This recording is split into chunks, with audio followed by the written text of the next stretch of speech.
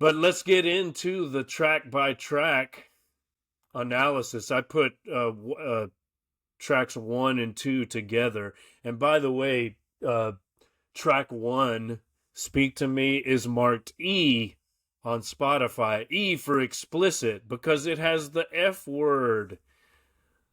Come on now. That's the original Dark Side. I don't know if you noticed that, but that's another thing that what are we like? I think we're just sanitizing everything within Yeah, an like inch of its life, you know. I mean, what's with that? It's like a Bowdlerization of history. Like, you know, I don't know if you noticed this, but the other day I posted something on this very YouTube channel. It was a thumbnail. We did an episode on one of my other podcasts, Texting. We did an episode on Gauguin's painting. Where do we come from? What are we? Where are we going? And Tomek made the thumbnail, and he included like an image from one of Gauguin's paintings, which included one of the native Polynesian women topless, right? Oh yeah, I You saw could see, that, right? you Yeah. could see, you could see nipples. YouTube fucking pulled down just removed the thumbnail and gave me a warning. I mean, they didn't, as far as I can tell, they didn't give me a strike, but they did give me a warning. In the meantime, you can go watch Wet Ass Pussy, and there's one of our other friends pointed out that the girl who just banged 50 dudes has her video on YouTube playing for all the underage kids to see. And another one of my videos, Dystopian Theme Song, which had like images of war and police brutality. Is this the original video with the wig? Yes, for the serious purpose of political commentary, that is age restricted. So they would never do that to one of the big channels, right? One of the money makers. It's just the little people like me that get throttled like that. But anyway, that's a sign of the times, I guess, right? Everything has to be safe. Oh, it's marked with an E. Be careful. You might hear one of the roadies interviewed on the original Dark Side say fucking mad or whatever it is he says, Because rockstars don't swear, Mark, so that's the... It's so, like... Or roadies, for that matter, right? So, yeah, it's not... What is this world we're living in? But anyway, I've put Speak to Me and Breathe together because even though they're separate tracks on Spotify, on YouTube, they're actually put together in one video, and one segues into the other. So Speak to Me is the heartbeat, also the overture. Waters says he learned this trick from classical composers, take bits and pieces from the whole piece and put them in the beginning. But basically the Speak to Me overture is the heartbeat. So this is where the narrative begins. It's like the beginning of life inside the womb, the heartbeat. You mentioned the the MTV Unplugged aesthetic that's referenced here in this slide. And another thing a lot of people in the comments noted is that, Roger Waters came out with an audio book, so that's why I've got the Audible icon. It's kind of like an audio book with cool sound effects and music. Yeah. The jazzy overtones, if you like. Yeah. But there was... So the first time I heard it, so this is probably about whenever it came out, a year ago, say, and I was just like, "Oh, right." I wasn't expecting it. It was just really, not what I was anticipating, or I didn't know what to anticipate then when I heard it. I was a bit maybe underwhelmed coming back to it a year later, a year older, definitely not a year wiser, because my birthday was a couple of days ago. Hmm. I don't know, I had a completely different feeling to it. I was a bit more relaxed about it. I was less expectant of it. I just let, pardon the pun, but I just let the music play, right? And kind of just listened to it and went about whatever I was doing and got into it, you know. And uh, I took it for what it was, or what it is, rather. Yeah, it's certainly. I mean, musically, it does have its moments, and lyrically, I like the fact that he referenced one of my favorite songs from Obscured by Clouds, which Mm. is a very much underrated album. I think, I mean, it's one of my favorites.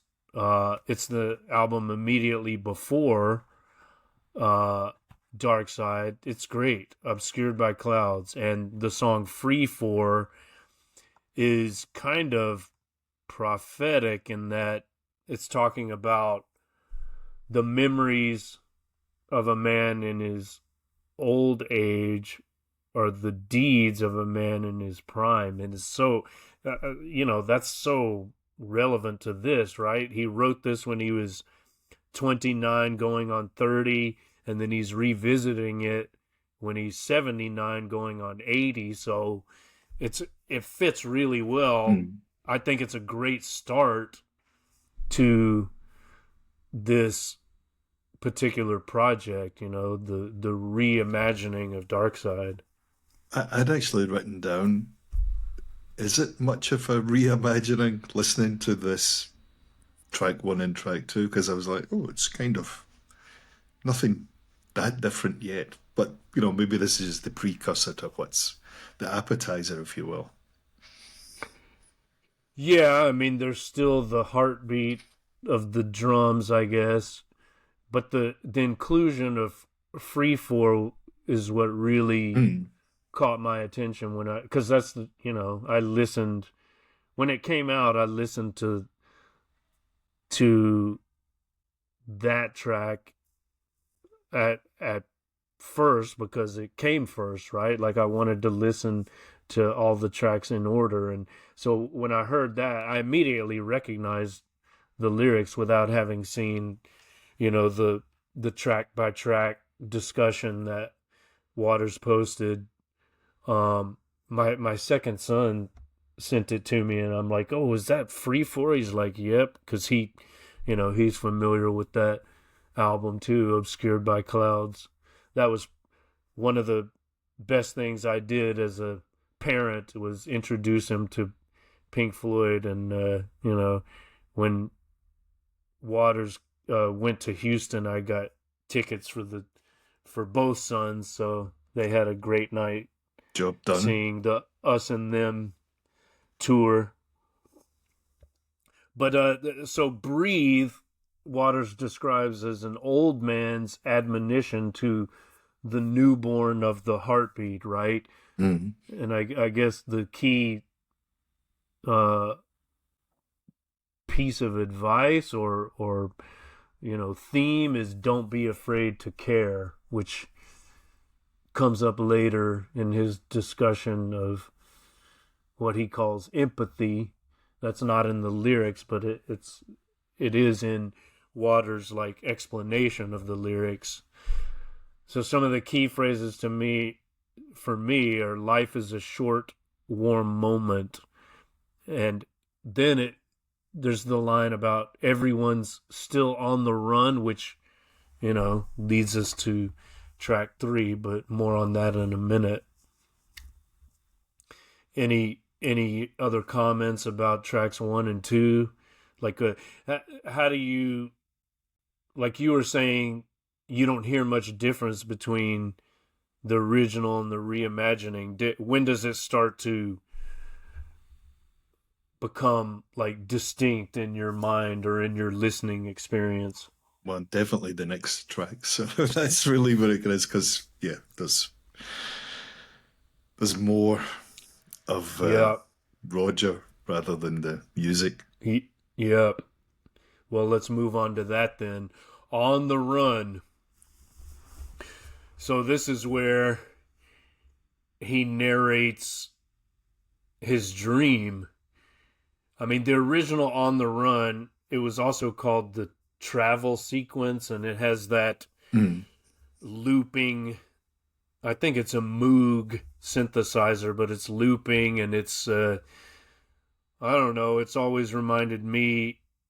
I think I often would like skip over this when I was listening. It's not like, I know it's part of the narrative, but musically it's maybe one of the least interesting tracks musically, because you just have that, as you were saying, that looped. I think for those kind of people who enjoy that nerdy aspect of musical equipment and whatnot, the specifics, I think if you look up the documentary, The Making of the Dark Side of the Moon, you'll find they name check whatever piece of equipment they used it on. It was one of the first sequencers, or one of the first synthesizers that had a sequencer on it, and they were playing around with it. Yeah, and as I was listening to this again, I was thinking about, there are 10 tracks on this album. Like, several of them are just instrumental jerk-offs almost, like I would consider On the Run kind of like that. Of course, it fits into the narrative and it has its purpose, but like for a classic album, like how many of the 10 tracks are actual songs, Well, it's the old phrase about all killer, no filler, right? So, yeah. Or is it? I think it's an interesting piece for the sake of it being musically different to everything else, and then the explanation about they were taking a lot of planes or touring a lot and things like that, and maybe back in the 70s as well, it wasn't the most safe experience or the most comfortable experience as you do now, where you can get on and off a plane without thinking twice about it. But there was maybe that aspect. Unless it's a Boeing. Well, yes, unless it's a Boeing. Boeing aside, I think you mentioned there about the travel sequence. There's also a bit about the futile. This is where there's the interview when Roger Waters is talking about track by track of the Redux version, and he talks about the futile, headlong rush for wealth and status, and it's also this kind of bit about, as we can see with Gregory Peck here, about the dichotomy of good and evil, or the I'll let you take over. Yeah, this dream, which he describes as a revelation. He says almost Patmosian, and this is a whatever reference that means, right? Yeah, whatever that means, he says. But what it does mean is like the actual book of Revelation, John the Revelator, who is thought to be John of Patmos, or John who wrote the book of Revelation on the island of Patmos. So this is like the apocalypse, it's an apocalyptic dream that he has. There's some character called the Wraith, and they're bad guys, and then at the end of the day, an Atticus Finch type character shouts, "Be gone," and like the evildoers, the bad guys he calls them, are like vanquished. But I don't know, how does that fit into the narrative of On the Run, which is, if we're thinking about like the timeline of the human life, this is I don't know what stage we're at. Do you remember that song by I think they were called the Godfathers, Birth, School, Work, Death? Do you remember that? I don't know. Sounds fairly apt. That's a great song. So I don't know, this is maybe work or school, work, like you're already on the treadmill. You're the rat running around doing what needs to be done to get that piece of cheese. And I guess What, that, as you mentioned earlier, he was 29 when they wrote it or recorded it or when the album came out. And he said he was waiting for whatever was supposed to happen. And then he had this realization that he's like, well, wait a minute, this is it, right? yeah, I'm what we're doing now is what I'm supposed to be doing. And I think the challenging this kind of misapprehension of youth as well when he talks about it in the interview. We're preparing yeah, for something, but we're not really sure what it is, and then there's this sudden realization that we're actually living it. yeah. How did you feel about I guess, the literary quality of the dream description? Like, if we just read it without the musical accompaniment, would it be that effective? Would it be an effective short story or essay? Mm. I don't know if Hard the to music, say. yeah, I don't know if the music contextualizes or helps contextualize it. Yeah, hard to say. Not, I mean, Is it the I guess we ramblings could of a say, madman, Mark? right. That's the question. I mean, he would probably not be offended if someone said it was. He'd say, "Yeah, fair enough. That's what I just happened to be thinking this particular day." And I I tell you what, as I was like listening to this, I realized that it's this aspect of Waters in particular that put me off of Pink Floyd for a while. Like when I met you, I was like in my not quite anti Pink Floyd stage, but like I had been um disillusioned. There's like a preachy kind of self indulgent, overly self indulgent quality to some of Waters' stuff, like on, the final cut, for example, Mm. which is often called like the first solo Waters album, even though it's a Pink Floyd album. Some people say The Wall is actually a solo Waters album, but whatever the case, like there was a period of time where I thought, who does this guy think he is? Now I've changed my perspective on that because I now see him as like an Old Testament prophet, like he says things that make us uncomfortable, but that's his role.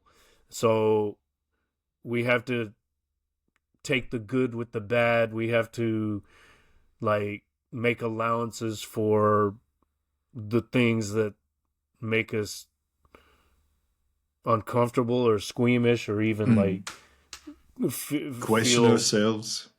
yeah, we feel cringy about hearing some of the personal revelations, on the final cut, like if I showed you my dark side, what would you do? Like it's always accusatory. Would you sell my story to Rolling Stone? It's like, okay, but like, what about you? Are you a saint or something? There's kind of a holier than thou attitude, which is off-putting. But now I'm at a different stage where I love the final cut. Like I like it better than The Wall, actually. Like I would prefer to listen to that than The Wall or Dark Side, even. So it's just these things go in cycles, I guess. But there is that kind of quality, like of Roger being Roger, that maybe you have to be in the right mood for it, or the a certain stage in life, or I don't know, need to have a certain mindset for it. Mm. I think it's And also then normal, not quote unquote normal, to kind of either outgrow certain things or, as you were saying, kind of just not you've kind of had enough of them for a while, and you're just like, oh, this is just it's just annoying. It's just like background white noise. You're just like, okay, I'll move on to something that makes me feel a bit happier or angrier or uh, musically more interesting, whatever it might be. There might just be that kind of cut off point when you think, all right, we're done. And then years later, whatever that might be, you come back to it with a slightly different mindset. Yeah, true. Well, that leads us into Time, which I think elicited the most extreme of the YouTube comments that I read, at least. I mean, the people that didn't like it really fucking hated it.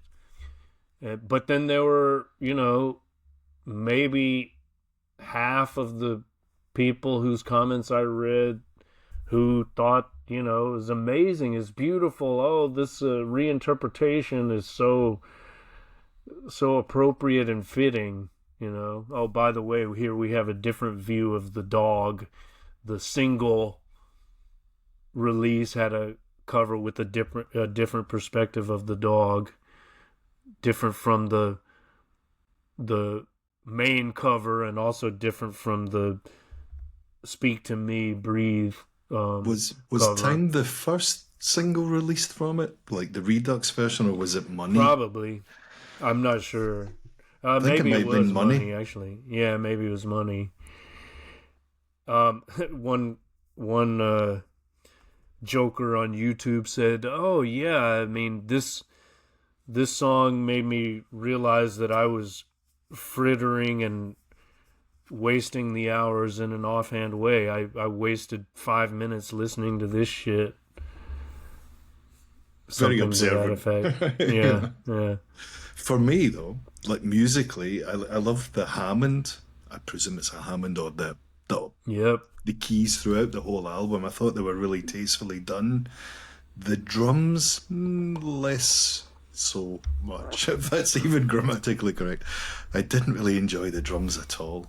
It got better as the album went on, but it reminded me of that phrase where you're sitting in a rehearsal room and you need a drummer, right? And everyone says, "Oh well, you can play a bit of drums. Why don't you kind of sit behind it?" It sounds like the guy who's playing drums, or the people who are playing drums on this record, are that guy. The person in the band who can kind of play a bit of drums. It's actually quite hard to play like that. It's so, maybe that's what I meant earlier about being sloppy, but it's not that sloppy. I mean, it's not bad. It's just very.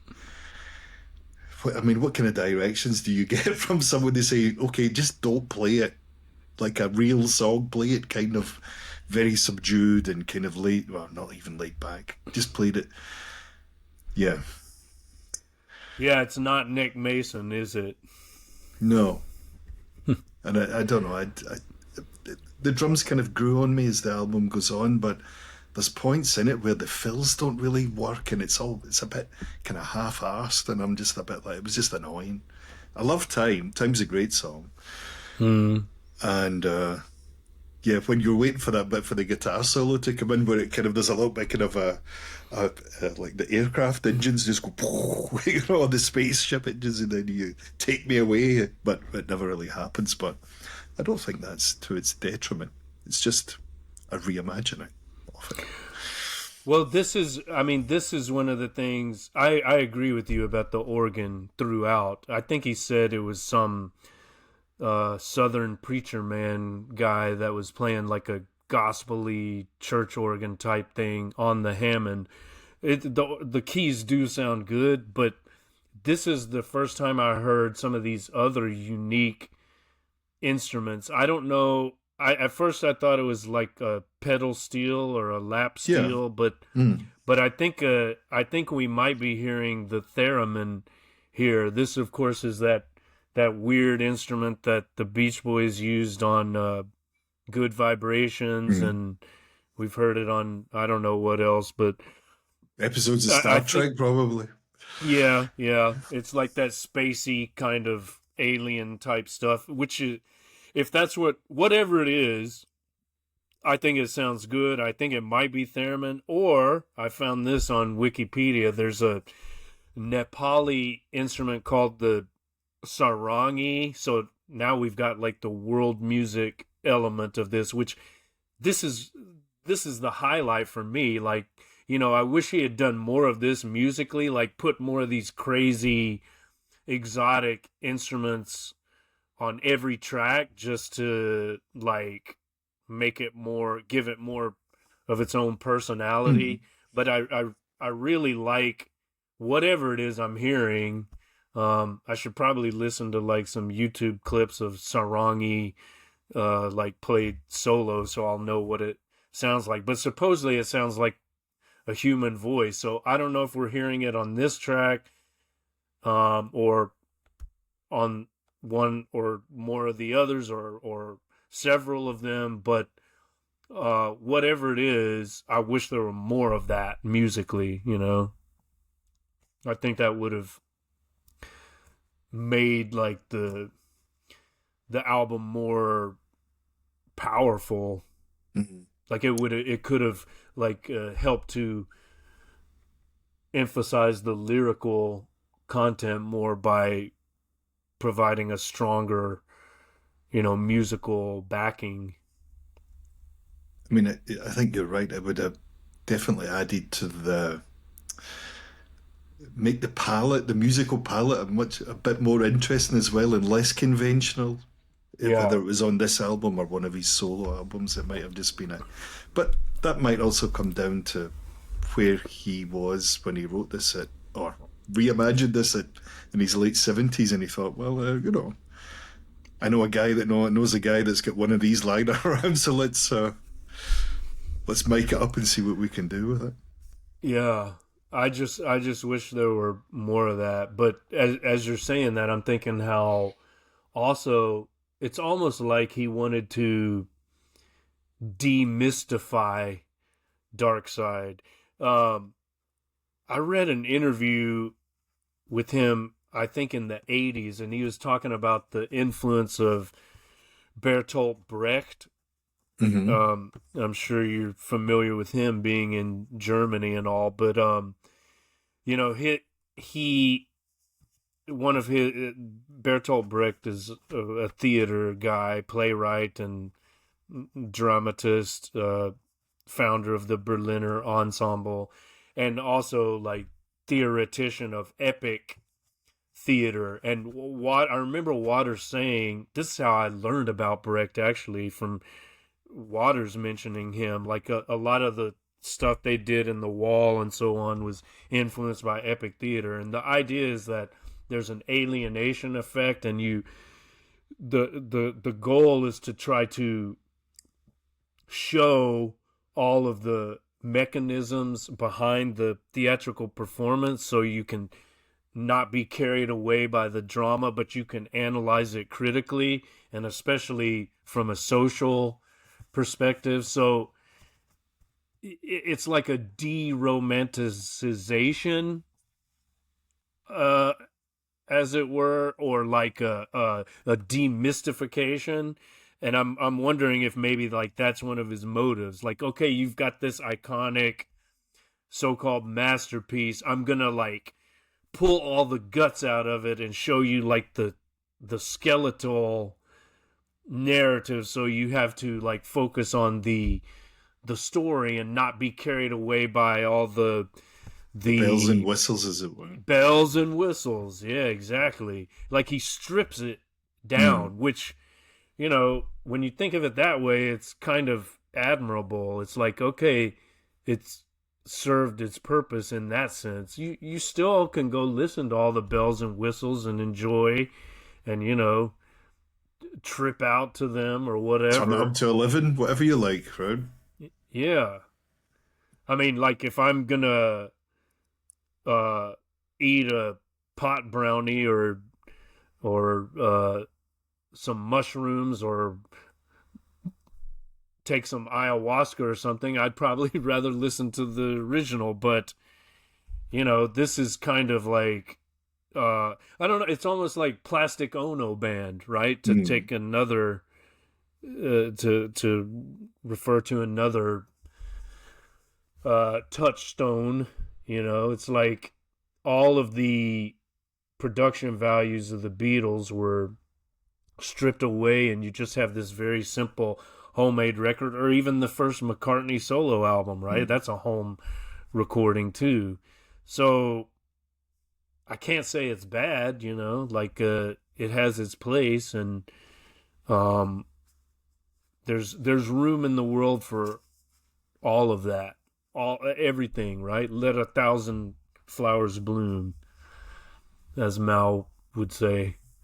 Did you find that the song itself, Matt? Did you find that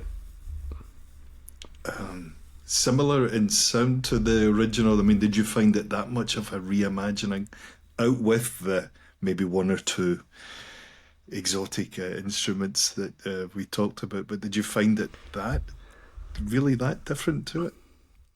Well, of course, you don't have all the clock uh ambient Mm. sounds, which that's a big part of the original, right? But yeah, I mean, I know what to expect, right? I guess one of the most glaring omissions is the amazing guitar solos, of course, but it still feels like time, you know? Still feels like that. I mean, on the other hand, musically, as we were saying, he was 79 when he put this project together. Hmm. So maybe he's not in that space for all those other things. You know, this is the way he wants it to sound. He wants it to be where he is at that particular moment in time and in his own uh, in his own head. And it does sound like that, you know, it does sound like an old man's version, you know. It doesn't certainly doesn't rock as hard, but that's okay if you're in the mood for it.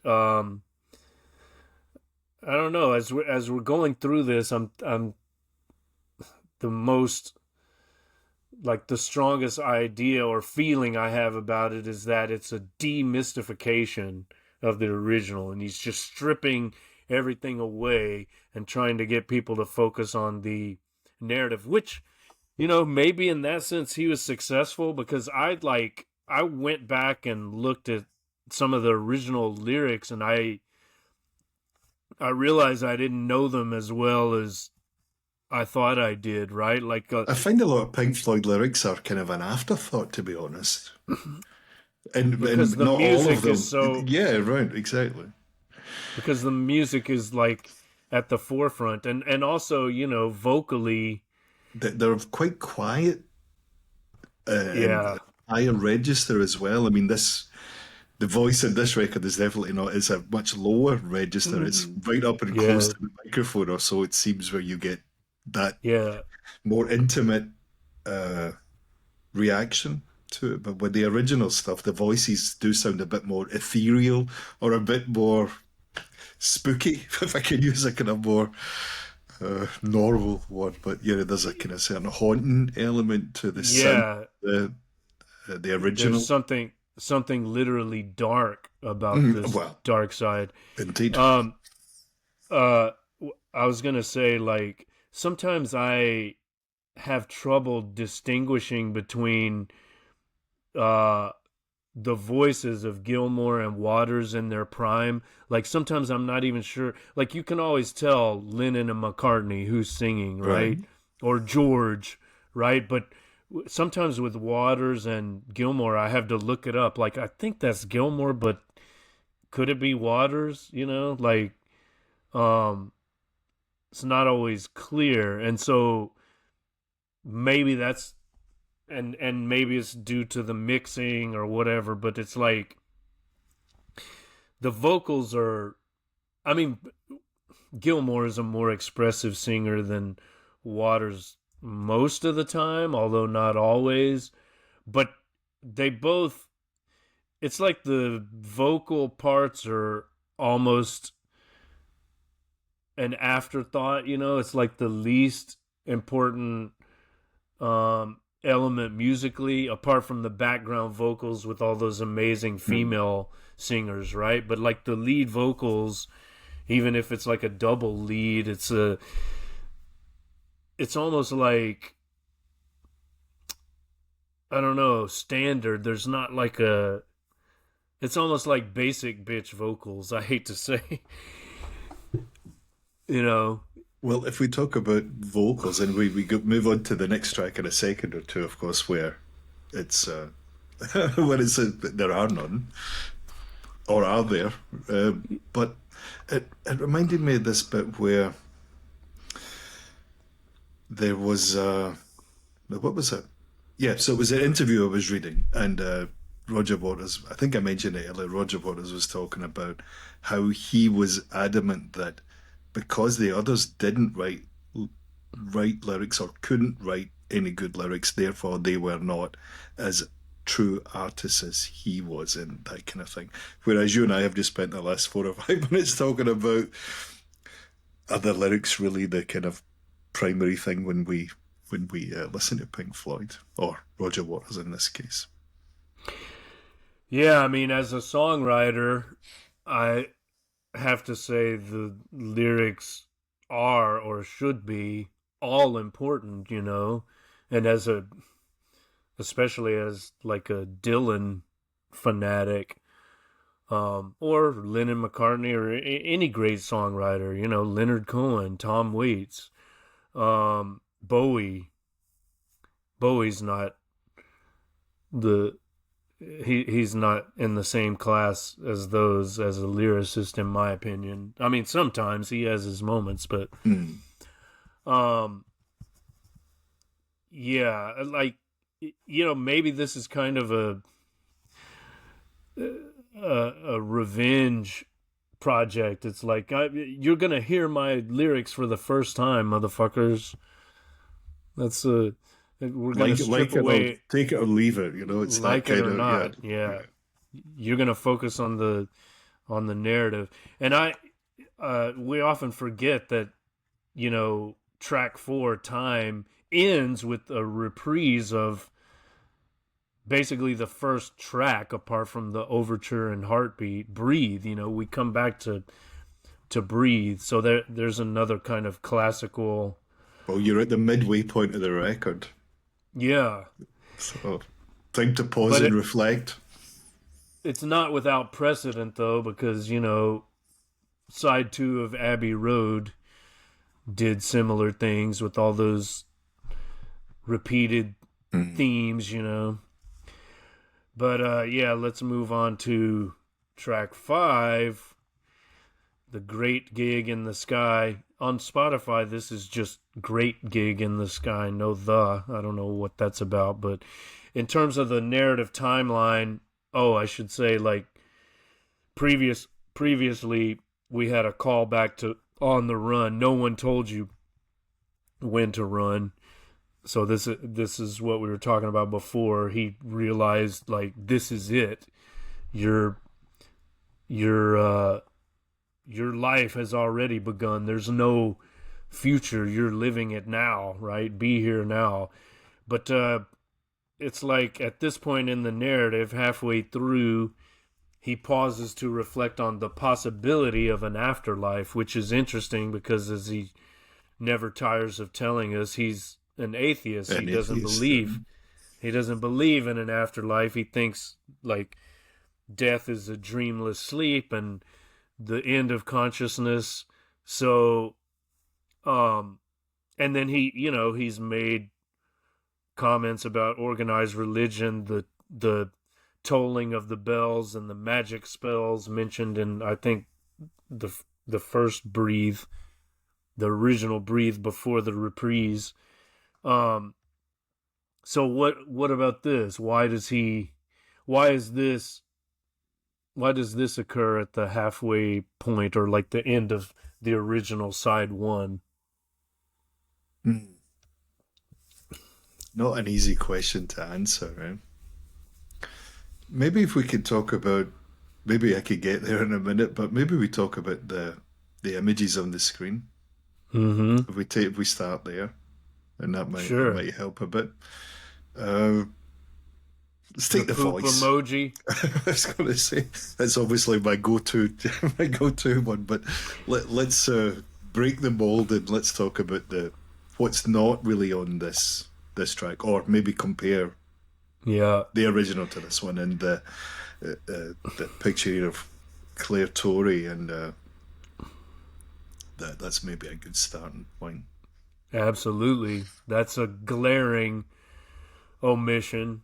But of course, how could he include something like that on this project? Like, he sure as hell ain't gonna sing it. And if you, he has those female backing singers he works with now. I think they're called the Songbirds or something. I don't remember. It's like sisters. Um, but they could do something like that. But then he's just like repeating the unrepeatable, because that's like a performance which was improvised, and Mm. that kind of vocalizing, how could you can't duplicate that. That's like, Uh, what was that? I read something about Gilmore was in charge of the sessions, or he was running the sessions, and he said, "Can you kind of express some emotions rather than words?" She's like, "I'll try." And I mean, what you get, I mean, it's very reminiscent of like Mary Clayton on "Gimme Shelter" for different reasons, but it's such an hmm, iconic vocal piece that you're just like, no one knows who the. There's a great documentary called something about background singers, 12 feet from stardom or something it was called, but it's all about hmm, these like Mary Clayton and the background people in the background, then they get a minute in the limelight, then they're gone again. It's yeah. that kind of thing. Claire Torrey's another one. I read that she took them to court. I don't know if she took Roger Waters to court or Pink Floyd as a company to get her, because I think they paid her 30 quid, which is what the equivalent of £500 or something today for her session. That was the kind of standard working rate for the day, or whatever. I think it was one day she worked. That's a tricky thing, because as a songwriter myself, trying to complete my own projects, I don't have a band. I hire musicians to work with me, and I just pay them a flat rate. And what if one of my songs blew up and made me millions of dollars? Ha ha. But conceivably, right? Like, one of the musicians who, like, the things they contribute are like, they wrote those parts. I'm thinking mostly of like guitar parts, right? Like, sometimes I write the riff, but sometimes the guitarists I work with come up with riffs that make the song 1,000 times better, right? Like, I didn't You write give it. them some ideas or a starting place, and then Yeah, let them roll with right. it. Yeah. So, and that's, sometimes the contribution is more like, uh I don't know, integral to the song than would be expected. Like, of course, in this case, like, her contribution is the song. I mean, Rick Wright, I guess, had the chords, but she made the song with that crazy improvised performance, which is unlike I mean, it's anything else. yeah. I mean, it's just I can remember the first time I hear it. Many years ago, in my first visit to Amsterdam, my buddy and I, who I went with, I was either 19 or 20 at the time, and we stayed above a place in Amsterdam called the Pink Floyd Coffee Shop. It was either above Mm. us, we stayed above it in a hostel, or it was across the street. And in the morning, Mm-hmm. that's what you were. They played Pink Floyd very early in the morning. They just opened the windows, and you had this kind of morning alarm, and it was unique. I'll say that much. But that was the first time I think I can remember hearing it that loud, like not in Mm. someone's living room or a car stereo or something like that, or a cassette. You know, it was very, very loud.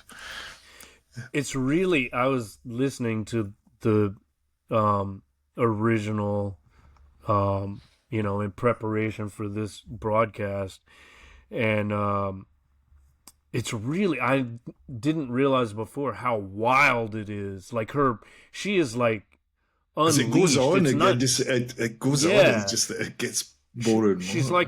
like a banshee or something, you know. It's not like, at times it sounds like an operatic, um, I don't know, prima donna, like a, I don't know, a Jesse Norman, or fill in the blank with your favorite soprano or whatever, right? Of that caliber of, um, Maria Callas or someone like that. yeah, someone like that, right? At times, but then she just, there are moments when she's just like off the chain, but that's what makes it so Mm. great, right? It's very, it has that virtuosity, but it's also like very rock and roll, and like, I don't know, you have you heard the Ray Charles song, Nighttime is the Right Time? Like the background singers on that, they're like, uh you know, uh Dionysian, like Bacchic, wild women, you know. Banshees is amazing. It's like the most incredible thing you've ever heard from a female voice. So that there's that quality, and that's what makes the song. So Mm. there's no way he could duplicate that. And so instead, he's got this story about his buddy, the poet Donald Hall, Well, apparently whom he only I've met never read. twice. Apparently he Yeah, only met that's him what it twice. It sounds was like. a kind of very strange, maybe not a strange friendship, but a strange introduction to. I'd never heard of Donald Hall either, but he was the poet laureate, I believe. Yeah, yeah. I mean, I'd heard his name, I think, but I've never read his stuff. But yeah, this one of the YouTube comments, or several of them, described this as self-indulgent crap. So I don't know. This is where, Maybe people can say that about the original as well. You know, if you're in such a frame of mind, because you just think, what is this? You know, why am I listening to this? And what is she? Anyway, you know, not me, yeah, but I'm sure other people listening to think this is just rubbish. You know? yeah. I mean, similar to the endless looping of On the Run. It's like, yeah. What did I say earlier? It's like musical jerk off, but I mean, it's an incredible performance, no doubt about that. The original, I mean, Mm. with the Redux, we've got this story. I guess the important part is there is only one road, meaning one life to live, I guess. I mean, for me, the Great Gig in the Sky is about death, but as they talk about him and the interviewer talk about the possibility of an afterlife in one of the interviews, and oh, but you've got it on the screen here. I can't see it for looking at it. Right. Sorry, but yeah, there Yeah, was this because that's the exact same notes I have, right? So, but that put me off now, right? But I think it's an interesting meeting with this Donald Hall, and his relationship with him was quite unique in the sense that they didn't really meet a lot, or they only met once or twice. They hit it off. He read his books. I think one of the books he mentions was called Essays After 80. yeah, So I haven't really got into what the content about these, what his work was about. So I can't really say one way or the other. But he seems like well, you can see by the picture of him here. He looks like an interesting kind of guy, Donald. well, he's got, for those of you that are just listening, in the slide, he's wearing his tie-dyed peace symbol shirt, so I guess he's the hippie poet laureate. I think he's from New England, so maybe his up there in the woods of Vermont or someplace, living on a farm, doing some LSD with wavy gravy, or maybe he was visited by the Grateful Dead or something. But yeah, I guess maybe I should probably read at least one of his poems so I know what the hell he's on about. But there's only one road, which I guess is relevant when we go to side 2. Although if we're listening on Spotify, there is no side 2, but or a CD, there's no side 2. But the way Waters describes track 6, Money, the iconic Money, is that it's about being at the crossroads. Are you going to choose avarice or love? Love or money? So there's only one road. You've got to go one way or the other.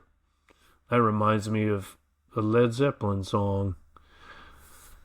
There are 2 paths you can go by, but in the long run, there's still time to change the road you're on. There's only one road.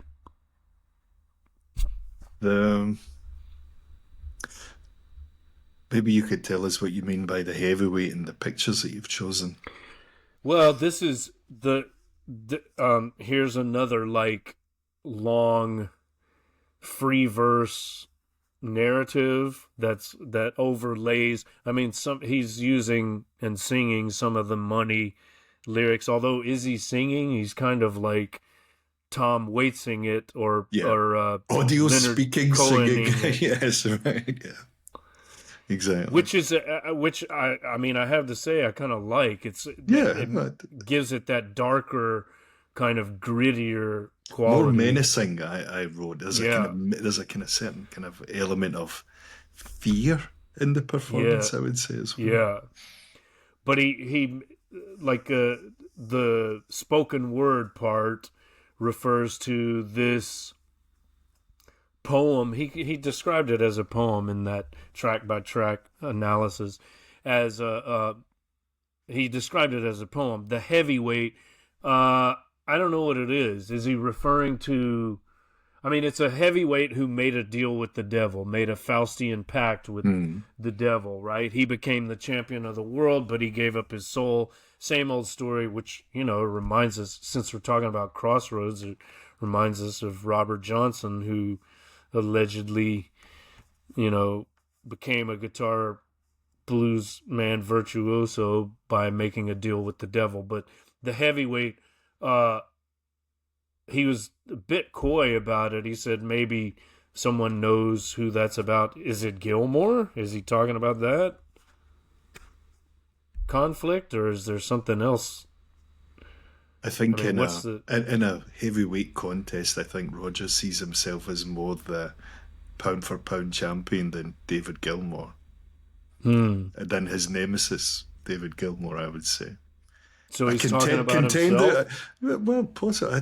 He's definitely a contender, but definitely not the heavyweight, I would say. Well, maybe we can research that and put something about it in the show notes. Or is anyone out there in the live stream? Maybe you can send us a message. Tell us what you think. We've got another view of the dog. The artwork for this shows the dog's nose, so it's like we're getting pieces of the puzzle. In the video for this, we definitely see the dog, even the tongue.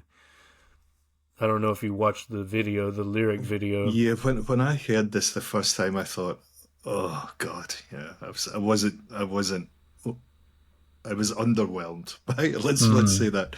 So this is like a year ago, and I was just like, oh man, what's going on? And I don't know. Maybe I wasn't listening to it in the right way, or at the right time, or whatever I was doing at the time. I was just like, it was getting in the way. It was an annoyance. But as I was saying at the beginning there, having revisited it more over the last few days, it's not an album I'm going to listen to regularly in that sense, but if it comes on again and it's in the background, or I'm doing something, or you're out for a walk, or whatever old guys do these days, then it's definitely an accompaniment to that, I would say.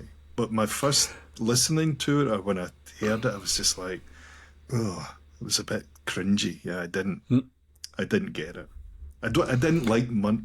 Now, I have problems with money anyway, literally and metaphorically, of course. So Mm-hmm. is it in 7/8, the timing, the Yeah. time signature? So, and you're just kind of like, all right, I don't know. It's just kind of iconic and annoying at the same time, you know.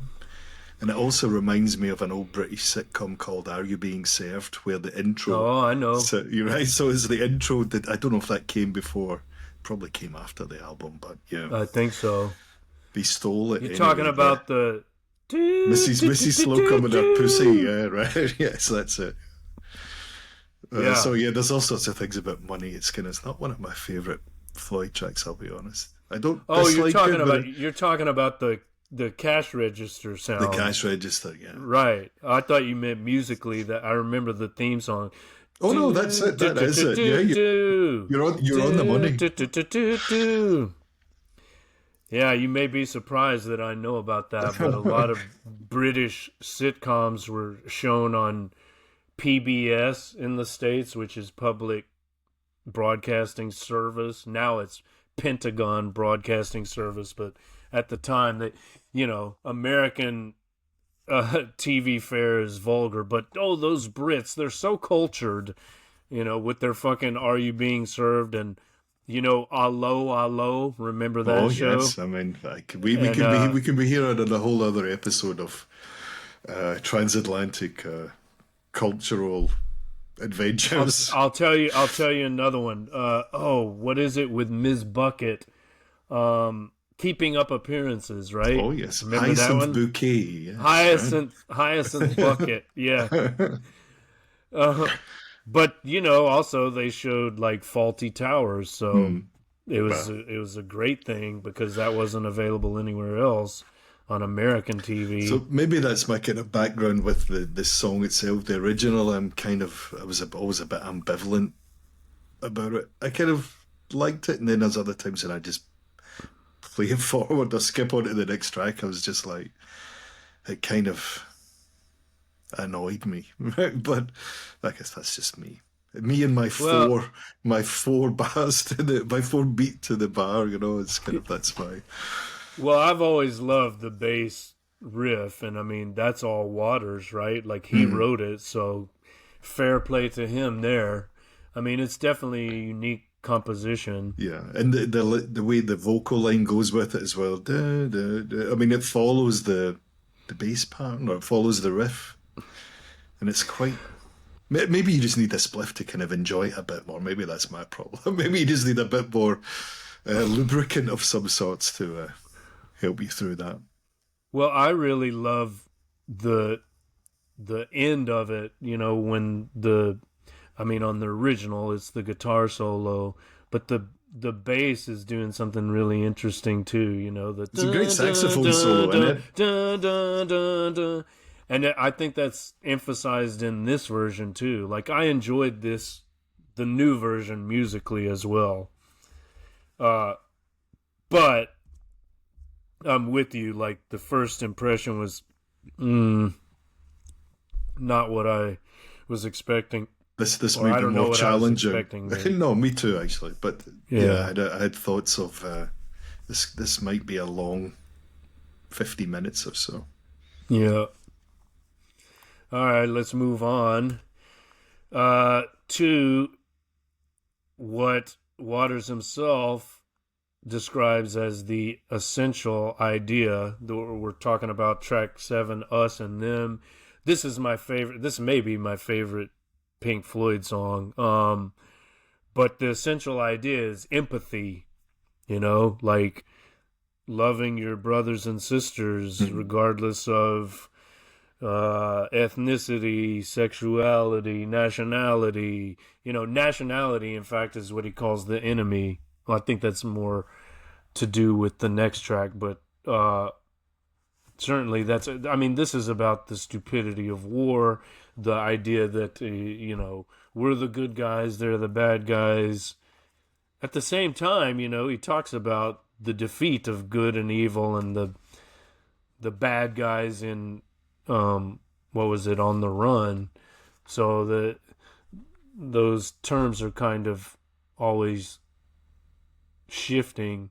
Like, what Mm. about the us and them of warmongers and non-warmongers, right? Like that kind of conflict and class warfare is something he would probably support, but maybe not like on the actual battlefield with weaponry and so on. Um, in his interview, he talks about how empathy should be coupled with the welfare state. I think our libertarian friends might object to that. They'd say the welfare state actually causes the warfare state, and like they're two sides of the same coin. But, his idea is that, and he's talked about this many times, like the reason his father died, right? It all goes back to his father, right? He's got daddy issues because his father died. He was a pacifist, but then he joined the army to fight the Nazis and fascism. He died, and then the promise of the post-war dream was destroyed by Thatcher, and there was this is the one of the major themes of the final cut, and is Mm. beautifully expressed there. Like whatever happened to the post-war dream, like Maggie, what have we done, right? Like she gutted the social safety net. Well, she was the milk snatcher, amongst many other things. Yeah, yeah. So that's where he's coming from when he's talking about the welfare state. But I'm just thinking about like our American libertarian friends, who many of them are like staunchly anti-war, and they're some of the most powerful voices, but their solutions to the problems are different from like from lefties like Waters. So that's just Mm. a side note. But the most important thing about us and them, musically, is of course we're looking at a picture of the great Rick Wright, who wrote the chords for us and them. Actually, when they were doing the soundtrack to a movie, which I don't know if it was used, if this piece was used in the movie, but Waters asked for the chords so he could write us and them, and the result is legendary. One of the best Pink Floyd songs, one of the greatest Mm. songs of all time, in my opinion. Masterpiece. I think the Rick Wright's probably one of the one that we don't talk about in the band. Like people talk about the drummer as in the sense that, well, it's that, as we were saying, the Ringo effect. But Rick Wright seems to may have been the glue that held things together a lot of the time as well. So I know Yeah. he was. I know he was good friends with David Gilmour and Nick Mason, as far as I know. But his relation, he get fired from the Wall, if I Yes. remember rightly. Right, there was something, I can't remember how it came about, but an acrimonious parting of the ways, and then he was fired during the recording of it. I can't remember exactly, but there's a yeah. In this And he interview, Roger Waters talks about him fondly, but there's an ugly history there, and probably Waters is somewhat to blame. I don't know. I've heard stories about him during the recording of the Wall. He had conflicts with Bob Ezrin, the producer, and some of them were over money, like points. The points system, like no points Ezrin. He even like wore a badge, NPE, no points Ezrin, or I don't know what that was all about. So he could be pretty prickly, and probably there were some ugly things even from his side that occurred. But I know that on one of those albums, like he played on one of them, and he was like a guest musician. right. It's I like, mean, there was all sorts of kind of he's a really founding shitty. member. Right. Yeah. Yeah, it How was could that just be? yeah, it was It's kind of kind of like bizarre. I found. kind of like what Black Sabbath did to old To uh, Bill. Bill. Yeah. Uh, I mean, I think his Rick writes as we're looking at the image on the screen here, his playing's wonderfully under underplayed. You know, he's a very tasteful player. He did what mm. required the song required, but also gave it that certain magic lift to make it sound like Floyd as well. You know, that sound that we've come to know and love anyway. As, Well, as the well as the well as Gilmore's guitar, I would say. I think yeah. his is an equal part to it. Oh yeah. I mean, just imagine them as an exclusively guitar based band. You know, I can't that's really see totally them as a Motorhead trio or the Hendrix Experience or something. no, no, like a yeah, Cream or something. No Yeah. way. You got like the atmosphere provided by the keys. That is the Pink Floyd sound, you know? It's like the Doors without Ray Manzarek, Mm. but even more so maybe. Um have you ever heard the Rick Wright solo album? I don't know if he I did more haven't, than no. one, but it's actually pretty good. I played it for my second son and he's like, "What is this shit?" I like it. He didn't like it, but I think it's nice. It sounds like Floyd. There are some songs about sailing. He was a just as Gilmore liked flying. Rick Wright liked sailing. You know, yachting, maybe boating. I don't know. Some nice. I don't know. Colorful textures and just pleasant. Not Oh, well, like overwhelming. Not deep, but just like simple pleasures of life. You know, mm, has like a you can imagine yourself like out on the Mediterranean sailing and listening to this as one does. as one does. Yeah, with all our free time Mm. And yachts, of course. and yachts. So, Yeah. Well, I've also got an image of the Pink Floyd Momentary Lapse of Reason tour because that's the one and only time I saw Pink Floyd. Of course, that was post Waters, but we went up to Houston. I would have been 16, maybe, and you know, I had a religious experience during us and them. Of course, I was aided by certain um, uh, additives. entheogens, certain substances, but I mean, it was just a thing of beauty, right? And it sounded just like the record. Waters wasn't there, but you know they didn't need him live. He had already done his bit writing the lyrics, and Off he um, went. yeah. Does he sing? Who's singing on Us and Them? David Gilmour. It's Gilmore, so Mm. you know maybe Waters sings some background or I don't know, but yeah. So he's not needed for the live performance, but it was just a beautiful, beautiful experience in my young life. You know, like I had other, um, I guess you could say spiritual. It was a spiritual experience. I mean, it really was like that. I had had similar experiences, you know, just listening to the records, but when I heard it live, is such a beautiful, moving thing. So, A lot of these later uh, concerts and so on. I'm trying to think what it was called. The film version, was it Delhi? No. From this tour, I think they released the one in Venice. I think it is. That's maybe like the uh, video version I had of it, because I think it was okay, on TV and I'd recorded it. I think it was in St. Peter's Square in Venice. And okay. Is that the one called Pulse? so that's later. So this is where I was getting my kind of things a wee bit.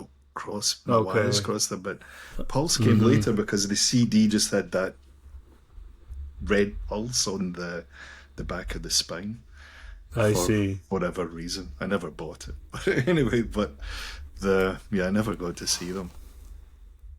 Oh But no. I Okay. enjoyed, but I did enjoy their concerts. I must. Have you seen the Pompeii Yeah, concert? That's a pretty amazing I mean film. that is a bit of a head rush as well. Yeah. It's just kind of what is Yeah. going on here. It's a bit mad for the time, They're out in that especially. amphitheater with their Yeah, shirts off, looking very, rocking out. looking very like they haven't had a bath for a while and kind of stuff. They're just kind of Well, an Gilmore interesting look. certainly Gilmore certainly looks different, doesn't he? Yeah. I mean, they look so young as well. I think that's one of the things we Yeah. haven't really talked about in the two albums anyway, is when I think Roger Waters might have been the oldest of the quartet or Mm. a couple of years older than them. So Gilmore and Rick Wright and Nick Mason would have been in their mid-20s when they wrote That Side of the Moon. Mm. I mean, musically, I think what they were doing at the time, but maybe we'll save that till the end then, because you're going to ask me a question at the end. Okay. Well, oh, what else did I want to say about this? Something so important. It would have blown your mind, but I've already forgotten. Let's see if We can agree that us and them on the Redux version's pretty good. I quite like it. yeah, yeah. I like it. Sure. I mean, it's not a Um bastardization of the original in any way at all. no, I think it's a nice musically addition to it. musically nothing stands out. The original, I'm thinking of the piano solo, which is amazing. I think there's some nice keys on the Redux too, Mm, right? yeah. Yeah, so that's a yeah, it's a good track. I know what I So was gonna say. This tour that I've referenced, right, the Momentary Lapse of Reason tour, that was the tour after what has to be the worst Pink Floyd album. Wouldn't you agree? Like, is there one worse than Momentary Lapse of Reason? It's pretty bad. well, I don't know. it sounds a bit At the bloated time, as well, you know. yeah, at the time, just because it was, oh wow, I'm alive when a new Pink Floyd album Mm. is released, because I had heard all the old stuff, right, and then that came out, so I was thrilled and delighted. But I mean, I listened to it again maybe 10 years ago, and it's like, God, that is terrible. The Dogs of War is all right. Learning Solo, to Fly, Learning to Fly's well, I don't know. I think it's an album of its time. I don't mind it.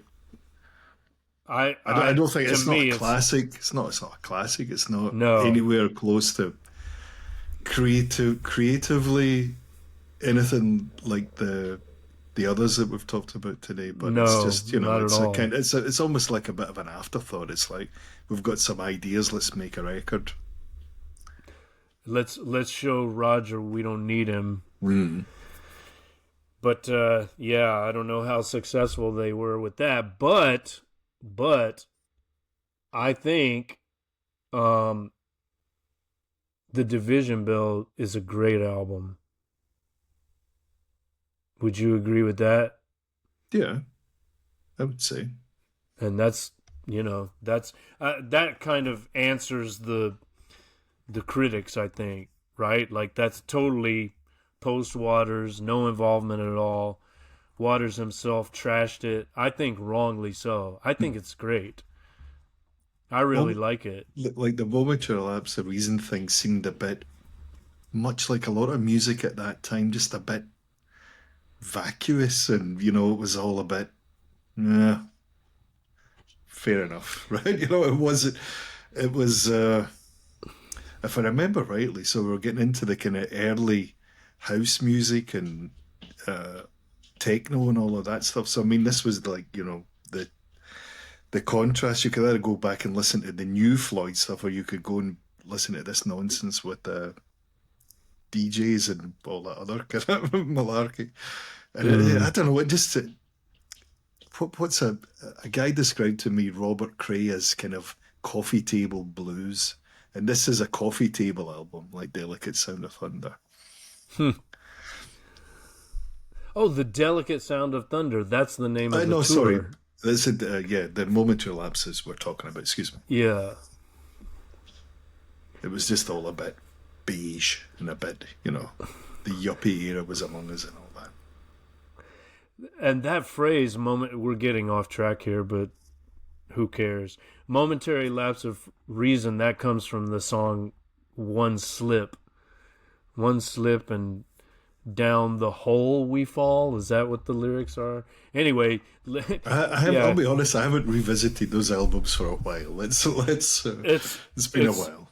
It's pretty underwhelming, as we've said, to use the word we used earlier. Dogs of War, okay, that's good. That's good. But the rest of it, all filler, no killer. If I can use the opposite of before. Yeah. Dogs of War is pretty killer, and that was good live too, but the rest is pretty much filler. All right.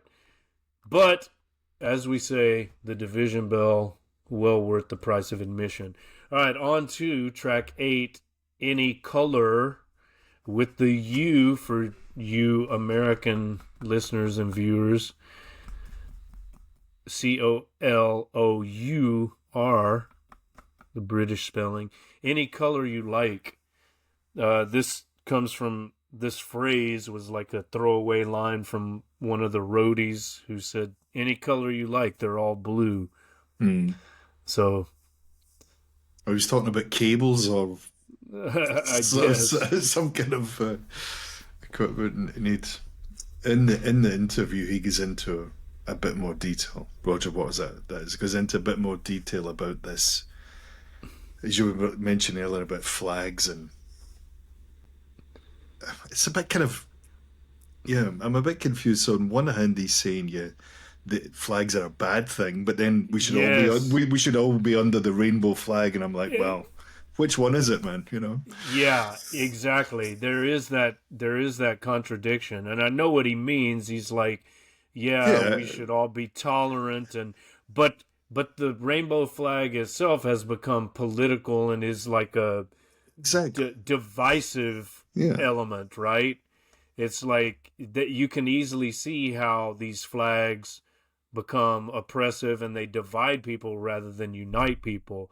I'm sympathetic to the sentiment, right? Like, don't discriminate against people for their choices or their sexuality. But once you have a flag, it's like it becomes a kind of rallying cry, which is used to divide one group of people from any kind of flag. Once you have a flag, you've already got us and them.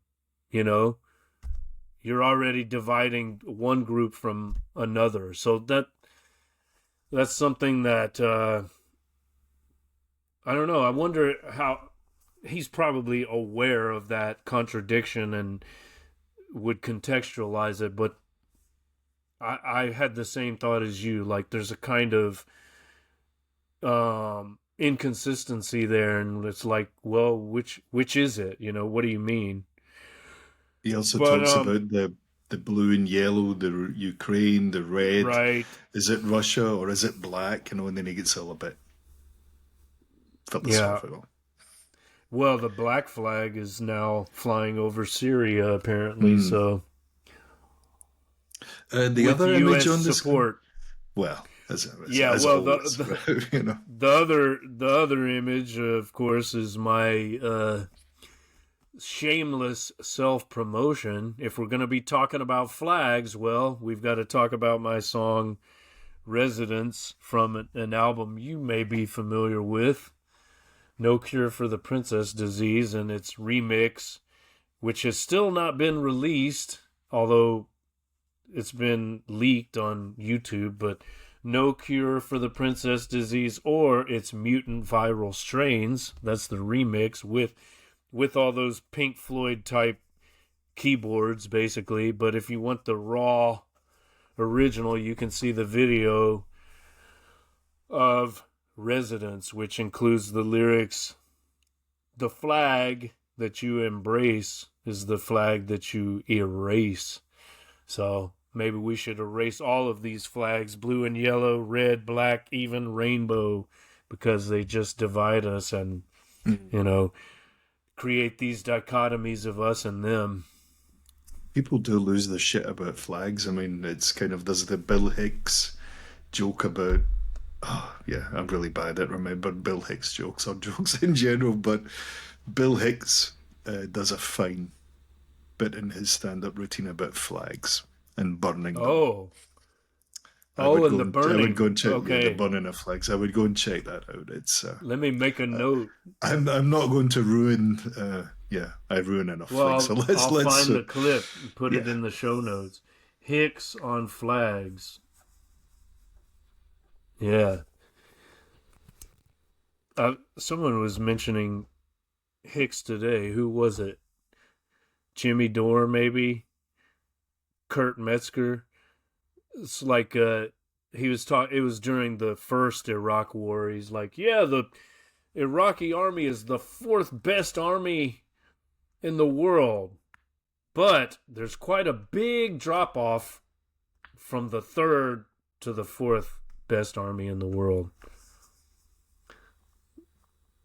Yeah, it doesn't translate so well. Maybe I better include we'll leave the jokes to the funny guys, man. And maybe we're kind of funny in our own way. Yeah. Okay, so I was gonna explain it, but no, let's not explain the joke. Not. All right, so track 9 is Dane Bramage, which I think this line at the beginning in the spoken word part, why don't we re-record Dark Side of the Moon? Yeah, that is a pretty harebrained notion, but that's exactly what he did. But it's an interesting use of re-record it. I mean, did they re-record? I say they. Did he re-record That Side of the Moon? In a way, yes, but in a way, no. Yeah. Well, I mean, he, in his words, he reimagined it. So right, that must be real then. There was recording, so I guess it's fair enough to say that he re-recorded it. I don't know if I told you, a few years ago there was the Pink Floyd exhibition was here in Dortmund. This must have been the year before COVID, so what, the end of 1999, maybe beginning of 2000, and my wife and I, Unjin, went to it. A student of mine bought me tickets for it, so that was very nice of him. And Unjin had or has no idea about Pink Floyd, especially, so I was explaining a little bit about this and that. And we get on the screen, we should say there's a picture of Syd Barrett. So I explained to her about who Syd Barrett was and why that he's not in a band anymore. And then she was reading, or she was listening to whatever, the bit about his psychedelic experiences, and she was quite surprised. She's like, really, this really happened? You know, it was a bit like the Peter Green thing, you know, when it was all just that LSD moment or mind bending, and it was that was it, never the same again. There's got to be something else there, you know. It's not just the substance. Like, he had schizophrenic tendencies or whatever. Peter Green as well, but and he probably also did too much. On the other hand, Ozzy Osbourne claims he did acid every day for like 10 years. Of course, he's pretty fucked up, so maybe there's something to it, but that's at least how they stay so function. slim as well, Mark, right? All these guys manage to stay in great shape because, well, they don't eat anything, they just take lots of drugs, and therefore you don't need to eat, you know? Yeah. How does Lemmy look, or how did Lemmy look so skinny? Easy. Well, this this picture of Sid the lunatic on the grass. And that, that's one thing we didn't necessarily emphasize so far, but one of the great themes of Dark Side of the Moon, of course, is insanity, like madness, right? Like that's also part of this life that's all one road, like there's madness mixed into it, and that's also a theme trying to make sense of the madness, or trying to make sense of the madness of life. Maybe it's life itself, which is the madness, or life in human society, and it makes us all mad. I think this sounds really great on the album to from a musical point of view. I quite liked it. Yeah, I was like, this is I think by this point in time, I was ready to separate us and them, right? So I'd made that distinction between That Side of the Moon and here's the Redux version, and whatever headspace of, if I could use that phrase, I was in to listen to this reimagining version of it, I was okay with it. I was like, yeah, this is actually quite good. Yeah, it's good. I'm just looking at Sid's Telecaster in the background there, the one Looks with a bit those chunky, doesn't it? with the mirrors on it, Have you seen him playing that one live? Maybe the time he put all that hair gel in his hair, and the lights like caused it to basically melt, and it was streaming down his face in a live TV appearance, and he just stood there strumming chords randomly and not singing, and the rest of them were like, what the fuck's going on here? Have you heard the Syd Barrett solo albums? If I'm being honest, not for many years. I mean, it's just a thing that I kind of maybe dip my toes in and out of, and yeah, that was it. The Madcap Laughs. The Madcap Laughs, yeah. That's pretty good. I mean, it has its moments, right? But apparently during the recording of that, musicians would say, like, what key is this in, Sid? And he'd say, that's funny. And then they'd just start playing. Roll tape, What key is it in, Sid? It's a bit of a punk ethic, Mark, maybe. Yeah. I mean, it's like the fucking Shags, whom I've recently been learning about. That's a story for another day, but the other thing I would mention about this version of it anyway, I think by the time we're getting near the end of the album, Roger Waters really sounds his age in this, vocally in this version of it as well. I mean, whether that's part of a natural thing because he is 80, but also in the other point where it's a kind of the end of the piece, and he's put all his effort and energy and his spirit into it, and this is him coming out the other side of it, in that performance. But it did remind me a bit of, as we mentioned earlier, Leonard Cohen, or a bit Tom Waitsy, or it's hard not to, because he is more or less doing a kind of spoken word performance. There's that quality on several of these tracks. I'm seeing some notes in the live stream. Oh, it's Tomac. Tomac says, what up, fellas? Pompeii, 1999, the year before COVID. No, we meant 2019, Tomac, but thanks for the comment. You were talking about the exhibition. Yeah. Of course you meant 2019. But I think I went... Oh, anyway. Tomac. Oh, Tomac, you jest... okay, so that's how this works. Now I know how to do live stream chat. All right. So anyway, so the other image here is the grass, right? The lunatic on the grass. So here is the quadrangle at Cambridge. I've never been there myself. Have you? No. They won't let Scottish people in, man. Yeah, that's right. It's far too posh. Right. Um, yeah, well, this reminds me of like the video of what's the track from the Division Bell, the wonderful track actually. The grass was greener, Mm, that's and a good song. Yeah. yeah, With the what's title that of it song is. called? I forget the Has it title. not got the bells in it? Is that not the one when the bells are Yeah, it ringing? has the bells. Yeah. Um. Oh, that's bothering me. The Division Bell. Let's look it up quickly. Why can't we? We're on a live stream. Who cares? The Division Bell single. What's it called? What is it? What is it?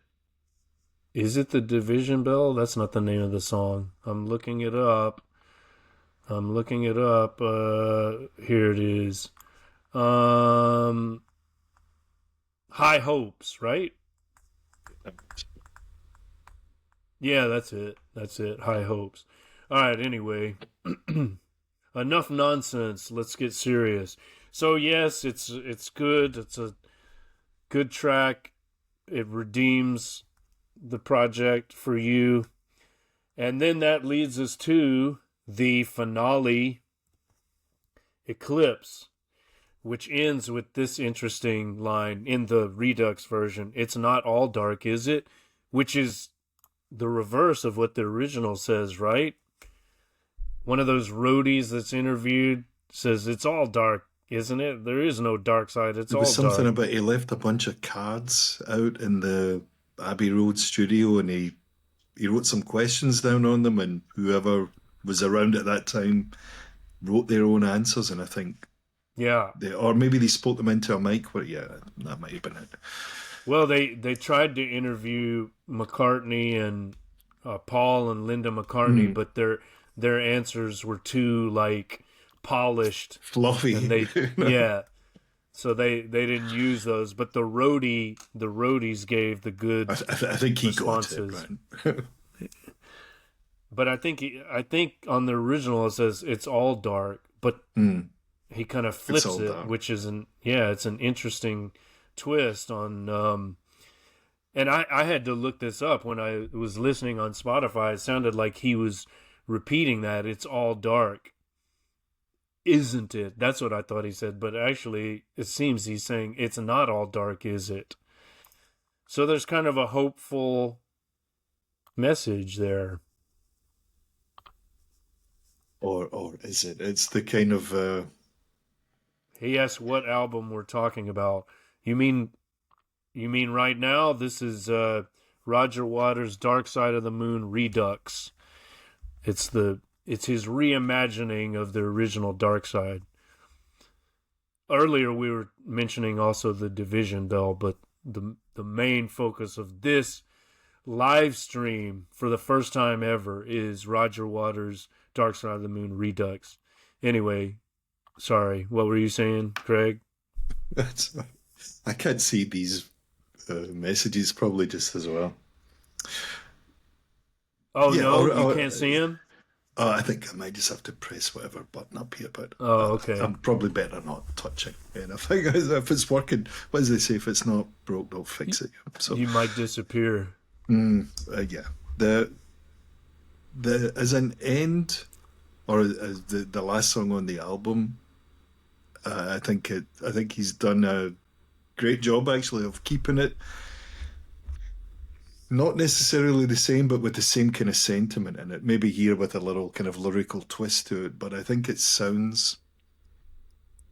I was quite happy when it got to the end, not because I wanted it to finish, but because it ended on a nice musical note as well. I think it sounded really good. Some of the other earlier songs are a bit more challenging to get into musically, or you have to listen to his voice. And if you don't really, I mean, you have to really have to listen to his voice. And if you're not really in the mood for it, you're kind of like, "Ugh." But as we get towards the end here, I think he has a bit more to say. As in, it's not all dark, is it? And in the interview we were talking about earlier, he's re-emphasizing this bit about the avarice and greed earlier that we were talking about, or love and avarice. What Mm-hmm. was it again earlier? The crossroads. At the crossroads, avarice or greed, avarice or, basically love or money. Or sorry, Mm, avarice or love, that's the choice at the yeah. crossroads. So love or money. And I think in the interview here as well, he goes into a little more detail about, can we not all stop just being dicks for a while and kind of, Oh love one yeah, he another says, and and yeah, and he says, if you're a warmonger, stop being a fucking warmonger. Right. just so Yeah. you can get a bigger slice of the cake. And Yes. then he goes into a little bit about when you could be smelling the roses, and there's some kind of interesting bits Yeah. in Breathing the in the interview. air. Breathing in the air, exactly. I mean, and again, that's like, you condemn the us and them dichotomy, but at the same time, you're condemning the warmongers, and rightly so, right? Like that's not the way to live one's life as a warmonger. Not like, of course, we can't recommend that. Oh, I think Tomek's leaving. He says he went punting down the River Cam last summer, and that was in the image of the quadrangle. So that's awesome. I would love to do that.